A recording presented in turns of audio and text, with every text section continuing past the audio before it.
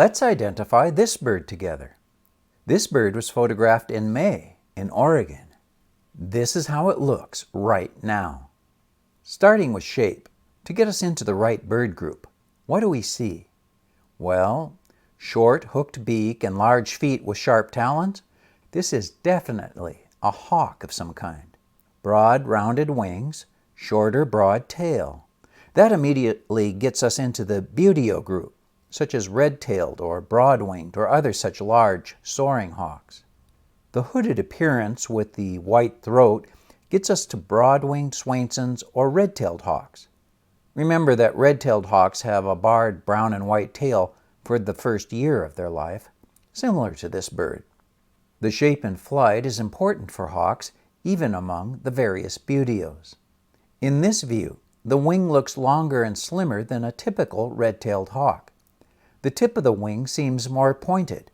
That's because it only has 4 notched primary tips, those little fingers at the end of the hand. Red-tailed hawks have 5 notched tips, making the end of the wing more rounded and broad. Let's look at its plumage colors next. Besides the dark upper chest, the underparts are pale. The wing linings, all the wing-covered feathers, are mostly pale cream. They contrast with the dark gray flight feathers. The broad dark bar at the end of the pale banded tail is another clue. And that means that this bird is a Swainson's hawk. I photographed this one in southeastern Oregon several years ago. Let's look quickly at this red-tailed hawk and then compare them side by side. Red-tailed hawks are so variable, and they are the default large hawk across most of North America. But notice that the flight feathers, though barred, appear pale, not dark gray. Note the dark patagial bar on the leading edge of the inner wing. This is a clinching feature for this species, as is the rusty tail on adult birds. I've got a longer video on identifying red-tailed hawks you may want to see, if you haven't, linked in the card above. Comparing them side by side, note the long, slim, rather pointed wings of Swainson's hawk, whereas the wing of red-tailed hawk is very broad and blunt at the tip. The red-tailed hawk has a dark bar on the leading edge of the wing. On Swainson's hawk, this bar is lacking.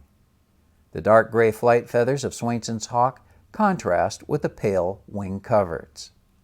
The wing coverts of red-tailed hawk can be light or dark, but the flight feathers are pale, with or without a trailing dark outline, as on this bird. Almost all buteos have both a light morph and a dark morph.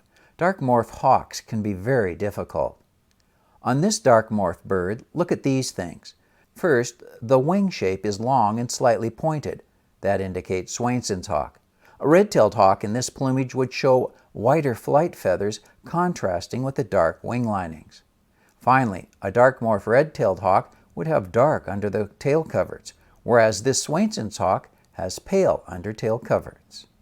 Watch my entire playlist to learn bird identification throughout the year. Thank you so much for watching.